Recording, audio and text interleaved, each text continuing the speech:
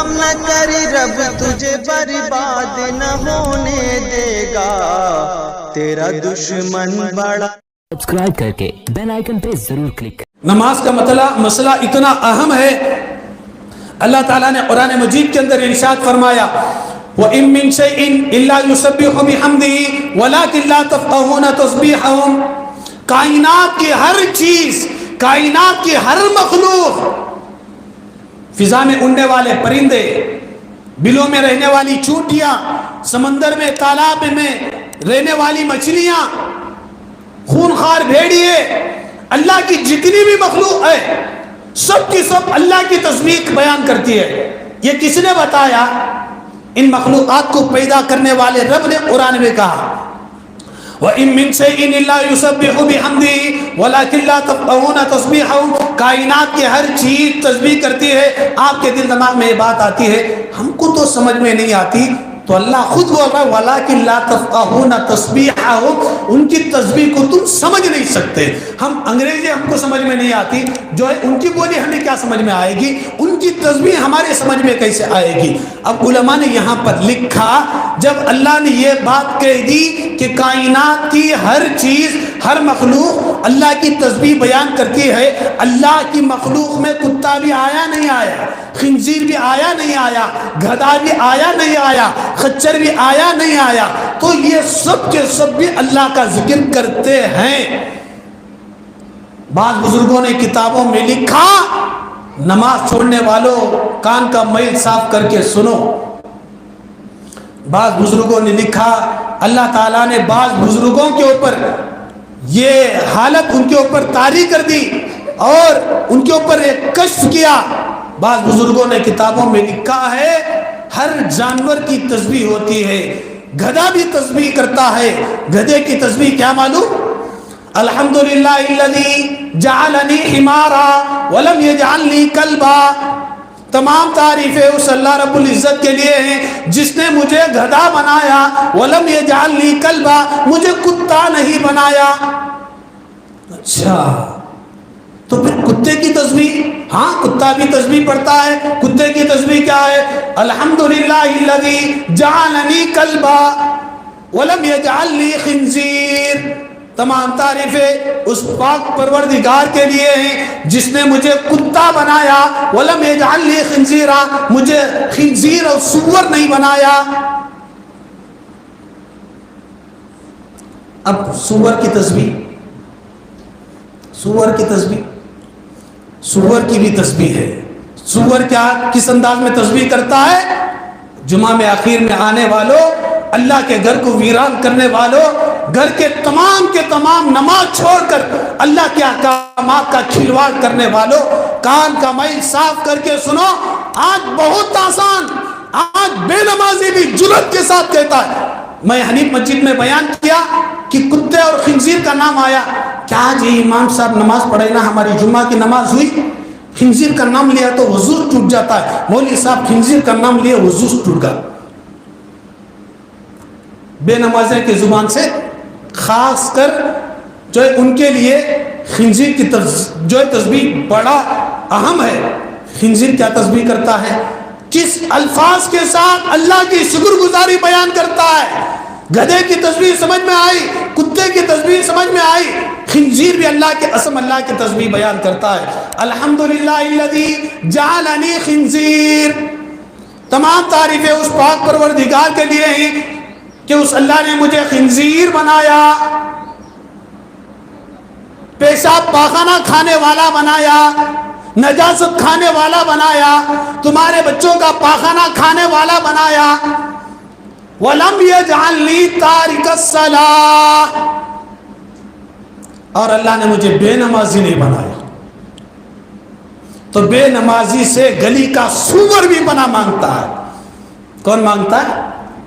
گلی کا سور بھی پناہ مانگتا ہے۔ تمام تعریفیں اس اللہ کے لیے جس اللہ نے مجھے پیشاب پاخانہ کھانے والا تو بنایا، گندگی کھانے والا جانور تو بنایا، لیکن اللہ تیرا شکر ادا کرتا ہوں کہ تو نے مجھے بے نمازی نہیں بنایا۔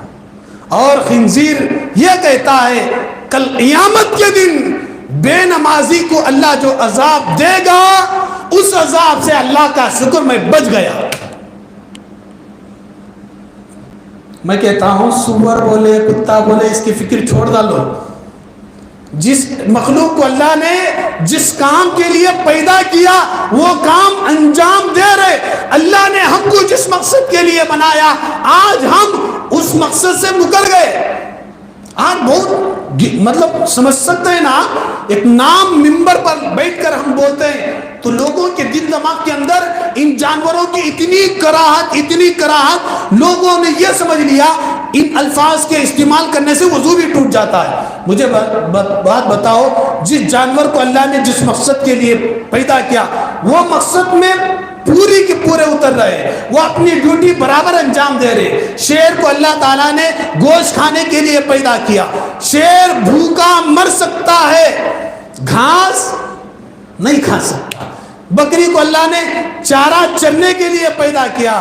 اللہ کی قسم بکری بھوکی مر سکتی ہے لیکن گوشت کھا نہیں سکتی. اللہ تعالیٰ نے سور کو گندگی کھانے کے لیے پیدا کیا, پیشاب پاخانہ کھانے کے لیے پیدا کیا. اللہ کی قسم خنزیر بھوکا مر سکتا ہے, میسور کا میسور پاک کھا نہیں سکتا, حیدرآباد کی بریانی کھا نہیں سکتا, عمدہ سے عمدہ قسم کی خوشبو والی چیز کھا نہیں سکتا. کیوں کھا نہیں سکتا؟ اللہ نے اس چیز کے کھانے کے لیے اسے پیدا ہی نہیں کیا.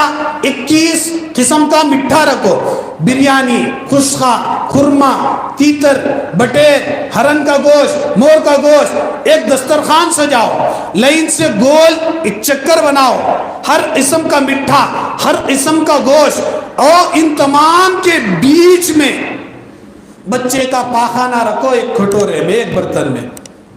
مسٹر خنزیر کو بلایا جائے, ویلکم ہے, تشریف لائیے. آج بولتے ہیں نا حضرت سور کا نام لیے نا, وہ سور آپ سے پناہ مانگ رہا ہے.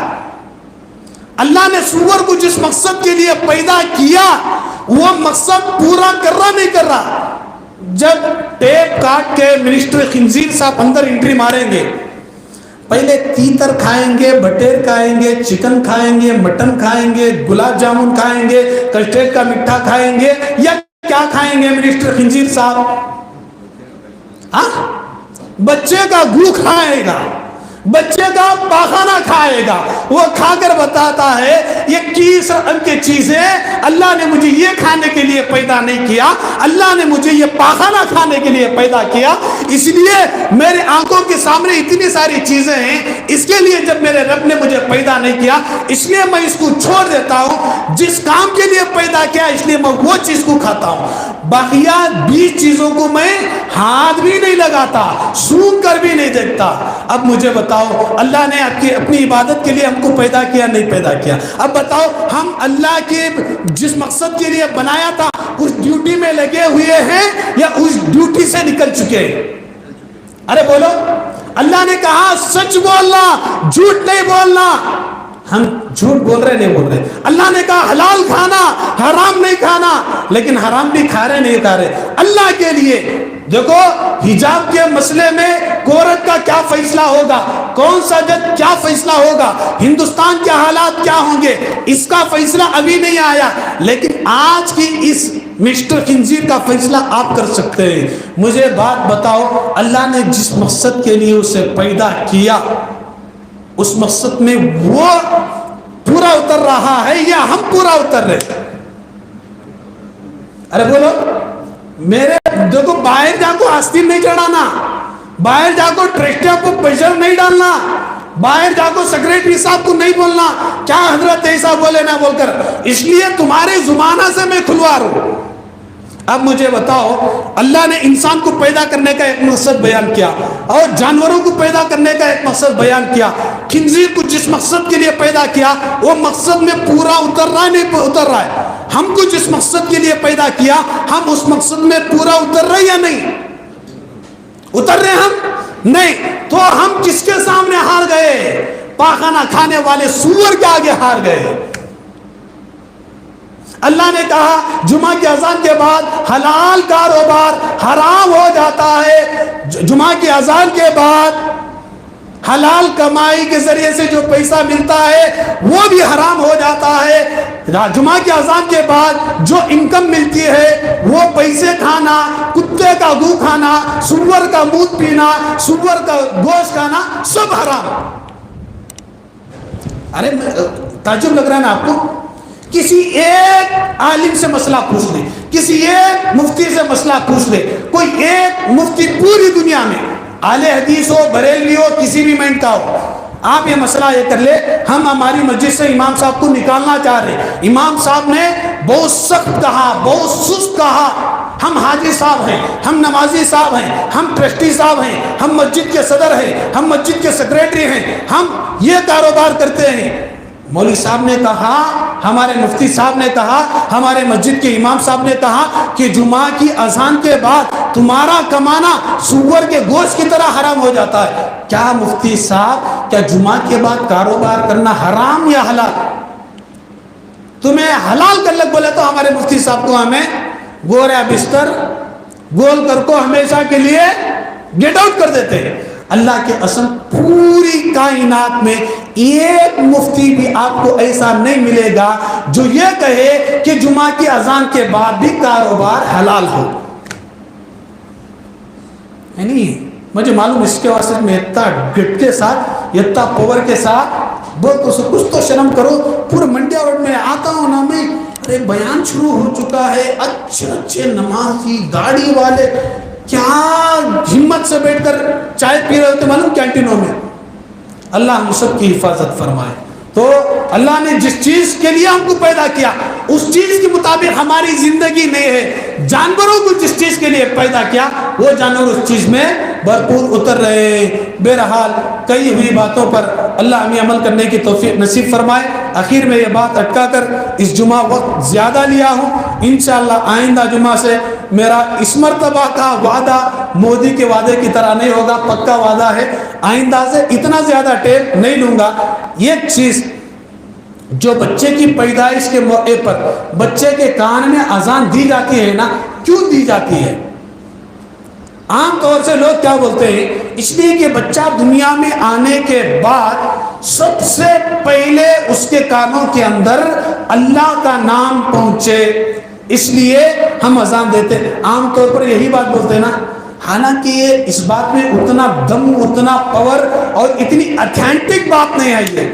میں کہتا ہوں بچے کی پیدائش کے بعد یہ جو اذان دیتے ہیں اس کا مقصد اگر اللہ کا نام سب سے پہلے بچے کے کان میں جانا تو پھر بچے کی پیدائش کے بعد اللہ اللہ اللہ بات قصہ ختم ہو سکتا تھا نہیں ہو سکتا تھا؟